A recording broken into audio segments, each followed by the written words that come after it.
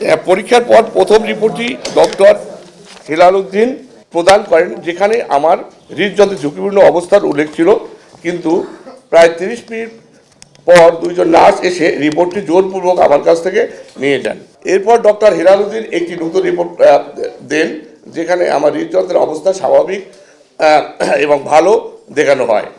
এই হঠাৎ পরিবর্তিত রিপোর্ট গুরুতর অসঙ্গতি থাকার কারণে আমি বিভ্রান্ত আতঙ্কিত হয়ে পড়ি। রিপোর্টের সত্যতা যাচাই করতে চাইলে জানানো হয় যে মূল রিপোর্ট হাসপাতালের কাছে আর নেই, যা রোগীর তথ্য সংরক্ষণ ও স্বচ্ছতার প্রশ্নে গভীর সন্দেহ সৃষ্টি করে। রিপোর্টের দ্বন্দ্বের পাশাপাশি হাসপাতালের নার্স, কর্মচারী এবং দায়িত্বপ্রাপ্ত আনসার সদস্যদের অসাধারণ, আশালীন ও হয়রানিমূলক ছিল। আমি দাবি করছি এই আচরণ রোগীর মর্যাদা, গোপনীয়তা ও আইনগত অধিকার লঙ্ঘন করেছে। এমন ভুয়া রিপোর্টের ভিত্তিতে চিকিৎসা নেওয়া হলে রোগীর জীবন বিপন্ন হতে পারে। ঘটনার পর আমি গুলশান থানায় সাধারণ ডায়েরি করেছি। পুলিশ তদন্ত প্রক্রিয়ায় রয়েছে।